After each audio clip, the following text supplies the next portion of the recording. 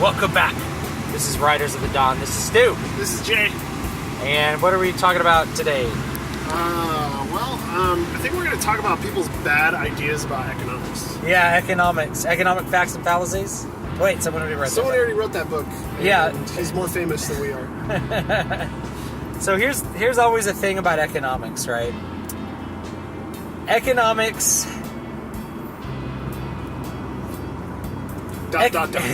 Economics is not a good field for prescribing action through government. There's a good statement. There's a good statement, yeah. It's not a good field for prescribing action through government. People wish it was. They wish that economics gave you some sort of magical power to massage productivity and create more wealth magically through some policy.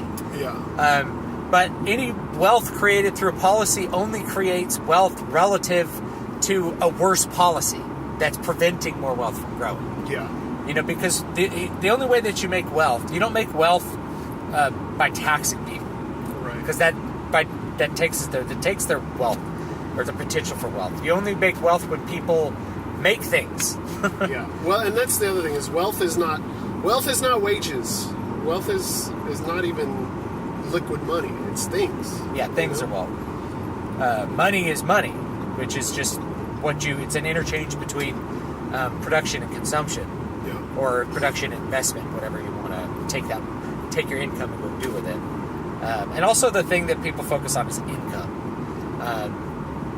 Probably, where should we start? Well, I think we talked about income, the difference between income and wealth when we did marketing with the kids. Yeah. That was a good point. And I feel like the kids didn't really get that. Yeah, I feel like it was kind of over their heads, and that's because nobody's ever talked to them about it. Yeah. It's like that I can have a fairly low income but be extremely wealthy. Right. Steve Jobs for a bunch of years was paid $1 by Apple Computers. Yeah. And they're like, why would he do the job for only $1? It's like, well, he owned such a big part of the stock that creating the value in the stock was more than enough payment for him. Yeah. They could pay him in stock and things like that, and he didn't have to get paid in money. Or it's like, this is always a slight misunderstanding. They're like, Bill Gates has $50 billion. Actually, he doesn't have $50 billion. He has wealth equivalent to $50 billion. He owns $50 billion, more or less, worth of stuff. Whether it's equities or it's real estate or something else like that. Or whoever else it's going to be. Rarely, and it's like, Warren Buffett had this total BS thing he did years ago where he's like, I paid a lower tax rate than my secretary. It's like, well, you paid your secretary $150,000 a year in wages, and that's like the top bracket. So she paid the top amount of taxes, whereas you paid yourself zero wages. Yeah. And you only paid capital gains taxes, which are, I'm trying to remember what the exact percentage is, like 19.5%. Yeah, it was right? close to 20. Yeah, so it's like, of course you paid less because you didn't generate wages. Yeah. Right? Wages are taxed at a higher amount than investment, and some people will justify that. They'll say there's a good reason because you're when you tax the capital gains, you're taxing the loss of that income over time as well. So it needs to be lower to account for the fact that you're putting money in and then taking it out later, and therefore losing the value of the money while you're having it in that investment. In other words, like, you're not buying a boat while you're owning stock. Right. So by not having the access to that actual liquid money, you're losing out on recovering part of its value. Now, I don't necessarily agree with that, but that's something Thomas Sowell said, and I think you make a good argument for that point, that capital gains should be lower than, quote, income taxes. I think all taxes should be lower, so they shouldn't exist. That's the issue, and what we were kind of talking about leading up to this podcast was just the connected nature of the social fabric of our society. And when you tweak one thing, it cascades throughout. We were specifically talking about school events. Schools do so much now. They do way more than they did 40 years ago. Yeah, well, even when I was in school, which at this point is closer to 40 than 20, but and there's we talked a lot about narrative in our last podcast, and with each little thing that happens, you have this narrative divide every single time, and it compounds every single time. So you get further and further away from reality on both sides. So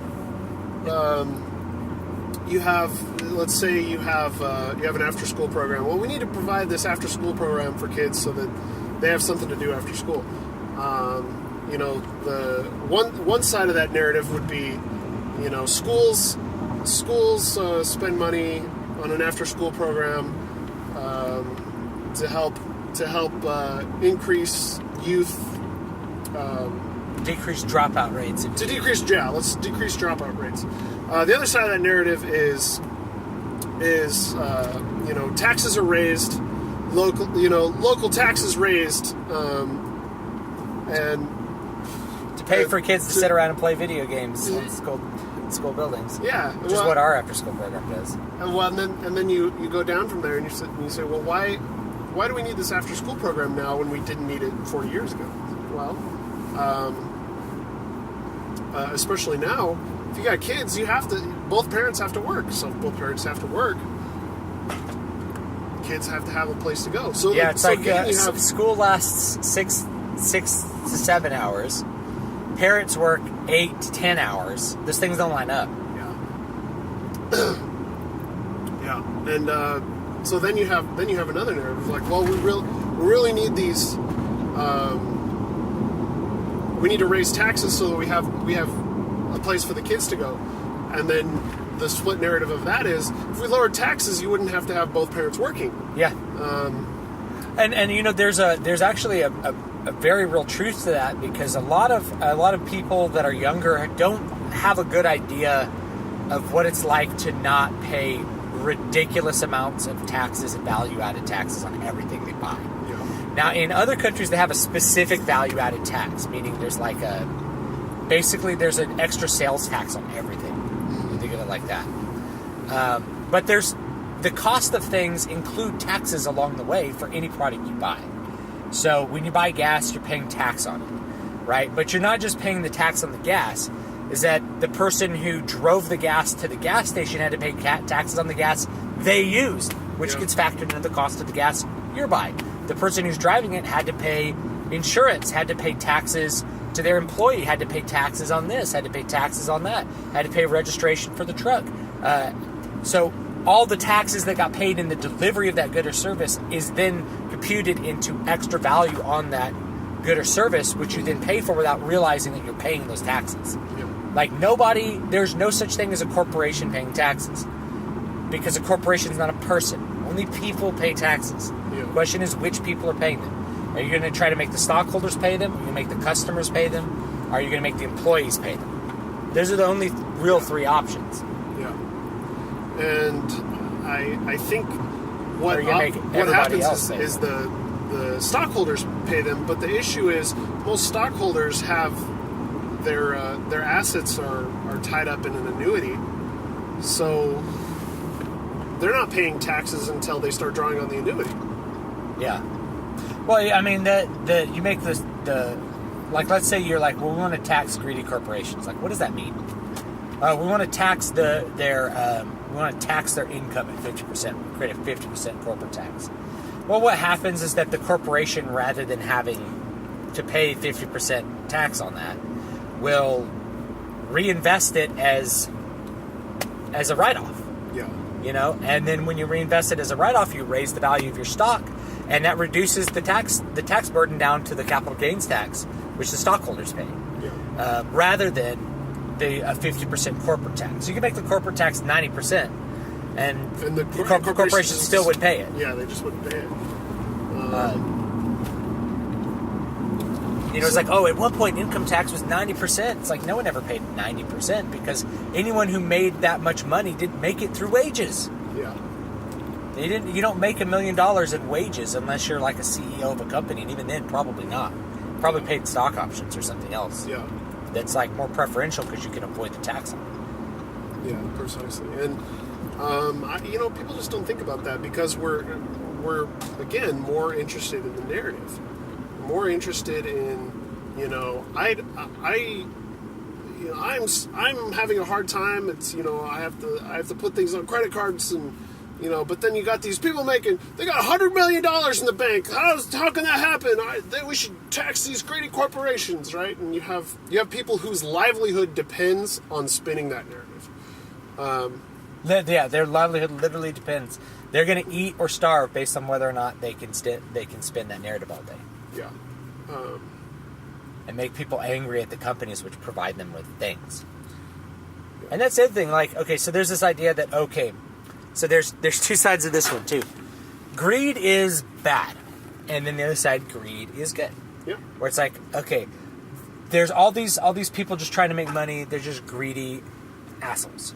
And then you have this other side that's like, greed is good because greed is what gets people to go out and do stuff, and people make money because they're greedy, and they innovate because they're greedy. But that's actually not, in neither one of those I consider the real narrative, because what it is a company is selling a product that people want. And you know that they want it because they buy it. Mm-hmm. And if they want it, then it's something that they have a preference for, which means that the company is serving their needs. Yeah. So a company doesn't make money by being greedy.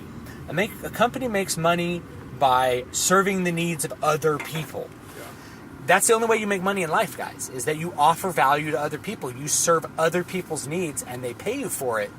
And if you're doing charity, we tend to think only charities are serving other people's needs. But if you're selling somebody a product or a service they really need, then you're serving their needs. A doctor serves the needs of his patients, and he gets paid to do it. It's not like he's a greedy, evil dude for billing, right? Doctors got to eat. Doctors got to eat too. Yeah. And so, I don't know. That's always the narrative, is that, like, they're greedy and stealing money from people. It's like a corporation in most cases doesn't steal money from anyone. They get money from people voluntarily who want the good or service. The only other cases would be things like, mandating that people have to buy a product.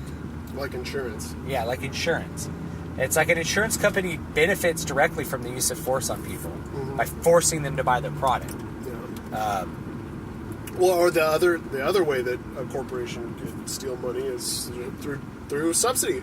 Yeah. Through government subsidy, which happens all the freaking time. Yeah, the government pays you to make solar panels, which don't work, or whatever it is. They're not efficient. Government pays you a subsidy to grow ethanol, which takes more fuel to create than you get back. And that's here's another one. You can't even do shots with it. The other one is if you're a company that only sells things to the government, like if you make fighter jets or something, right? Oh, yeah. Then you're serving the needs of a government, but people are not really voluntarily giving you any money. Yeah. You're not really helping people. However, you are individually paying for that fighter jet, whether you want it or not. Or you want to pay for it or not. Now, and to spin this off into yet another example, is there was, back in the 90s, there was this proposition, and I don't know if it was just California, I don't think it was. I think it was federal. Where basically they were pushing this big tax regulation onto tobacco companies. Because they were like, well, if people want to smoke and ruin their lives, well, we're going to tax them. We're going to heavily disincentivize them through this tax to old syntax to stop smoking. And if they don't, then we're going to be earning money on it. Well, the tobacco company, what you would consider big tobacco, you would think would be really against this, because it's going to lower their revenues, it's going to decrease sales. People stop smoking, which is the goal. It's a humanitarian goal, but the road to hell is always paved with good intentions. So what ended up happening was Big Tobacco actually lobbied in favor of this happening. And you might think, what? Why? And it's because large tobacco companies could afford to pay the tax, but it slaughtered their competition. So many tobacco products disappeared from the market because they couldn't pay the tax. So these megacorps used the government to to destroy their competition. Yeah, and here's another way to spin the narrative too. Is like you're going to increase the tax on a pack of cigarettes in whatever state you're in, to try to disincentivize people from smoking. Now, what you're actually doing, the tax, if you look at the people that you're actually taxing, because only people pay taxes, and you do a little bit of statistical comparison, you figure out what you're doing is you're imposing it's a completely regressive tax. Yeah. You're taxing the poor and you're taxing minorities specifically at a much higher rate than you're taxing white people. So it's really, if because of the prevalence of smoking in people that are poor and also minorities, it's like a tax on being poor and black. Yeah. Because not everybody, but a lot of people smoke who are poor and black. So the people you're harming, it's like, well, we're gonna. How are we harming them? We're helping them get off cigarettes, which is quote good for them. Well, you're taking more of their money and making them poorer. Because some of them aren't going to quit smoking, no matter what you do. Yeah. They're only going to quit if it's like the disincentive is so heavy that it's just like pointless to do it. Well, and this comes down to another thing. It's like, well, if you need stress relief, right? A lot of people drink because it relieves stress. Well, it's the same thing with cigarettes up to a point. You smoke cigarettes because you need stress relief. Well, now, I'm a teacher. I have a pretty good wage. I can pay for a gym membership. I can buy video games and do that for stress relief. If you're poor, maybe all you can afford is a $6 pack of cigarettes, and that's all the stress relief you get. Yeah. So yeah, if they, people deal with stress and they have enjoyment in different ways, and especially based on your income. You raise the tax on that, you're destroying their real income because now they have to pay more for a good or service that they have always used. And it's all in the guise of helping them. Yeah, like they have no reason to ever stop smoking on their own.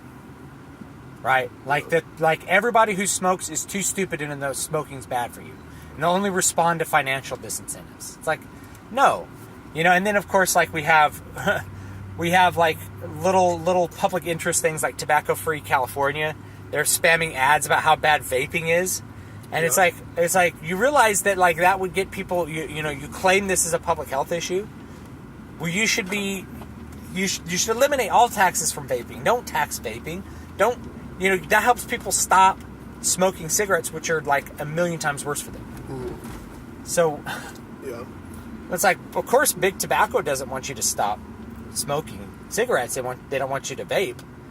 Yeah, they want you smoking. That's an interesting collusion between the quote anti-tobacco group and the tobacco groups. Yeah, and it's funny how their interests align like that.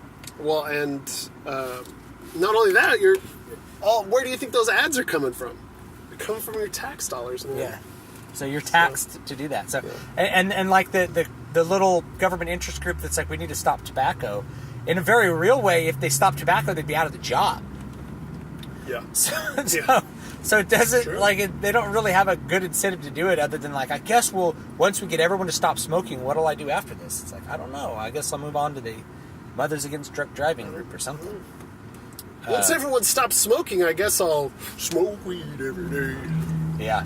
Oh yeah, and then at a certain point, if you make cigarettes super expensive, people just use other drugs instead. Yeah. If once marijuana is cheaper than cigarettes, people don't smoke cigarettes. They're like, it's $7 for a pack of cigarettes. $7 worth of marijuana lasts me like 3 days. Yeah. It's like, okay, I'll just get the pot. At a certain point, you're just going to buy pot because it makes you feel better anyway. It's more effective at pretty much everything. Might as well get totally blazed rather than smoking them cigarettes. If you need the stress relief, like if people have an addictive need for like an addictive substance, it's probably not as bad for you either. Like in terms of lung cancer and things like that, there are harms to marijuana, but which we've talked about. But anyway, so I don't know.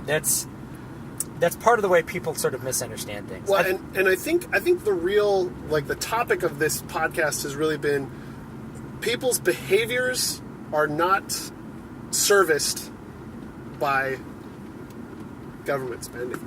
Yeah. That's the other one. Like we were talking about before we started the recording, we were talking about stimulus.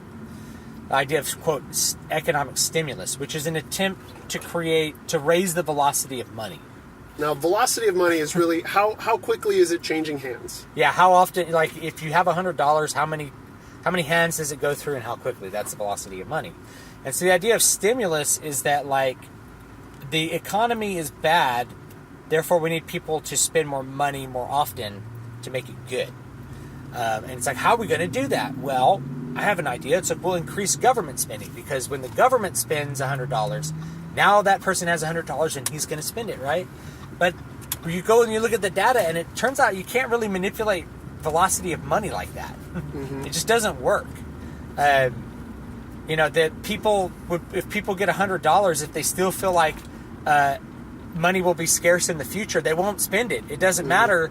It doesn't matter how much you pump into the economy unless they are confident about the future. Yeah. The velocity of money will remain low. Either that, or they'll pay down a debt, which actually destroys money. Destroys money because of the way our banking system works. Oh man! So yeah, it's like, if we pay down the debt, it's like there's 10 times as much debt as there is currency. Yeah. Because of the quantity of money. Because of the way the quantity of money works.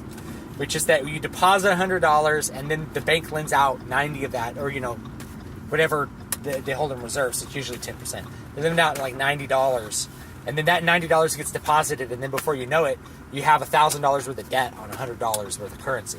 Yeah. And so if somebody pays down the debt, then it just goes in a big cycle and destroys all the currency, and you get deflation. And that's not actually necessarily a bad thing. It's only a bad thing if you are, through doing that, also end up lowering the velocity of money, and then people don't want to spend what money they have. But the value of money in itself, like determined by inflation, doesn't necessarily determine the velocity of money. People have been trying to like massage that particular horse for 100 years, and it hasn't really worked out. Well, and the big thing about stimulus is what's going to create growth in an economy is increasing fixed costs. So, in other words, like if the government gives you $100,000 and you buy a football stadium, you couldn't buy a football stadium, obviously. A gymnasium. If you get $2 million, you build a gymnasium at your school. That's a fixed cost, right? Well, but you still have to staff it, and you still have to pay the electricity bills, and if you don't have the money, you have to pay property taxes on that because you've increased the value of the property. Now, what can you afford that?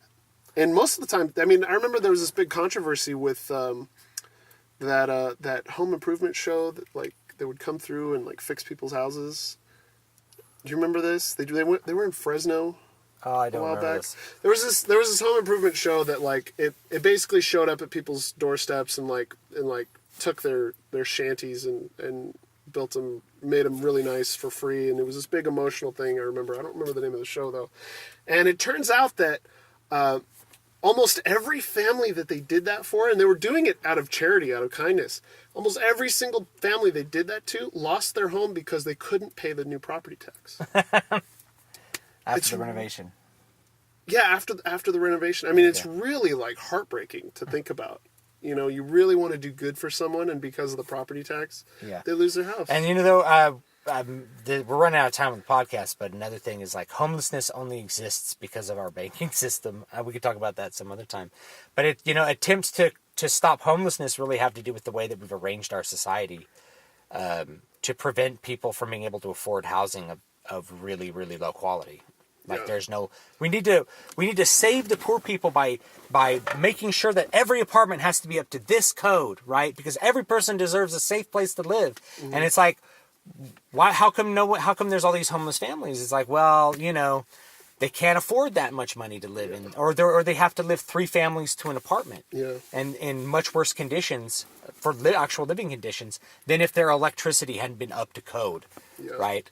And it's the road to hell is paved with good intentions. That attempt to make life better for the poor people, in fact, raised their costs to the point that it made it significantly worse for them. Yeah. And you have to have 3 or 4 families in one apartment where you used to have one because the increased cost from building codes and things like that have made it worse for them.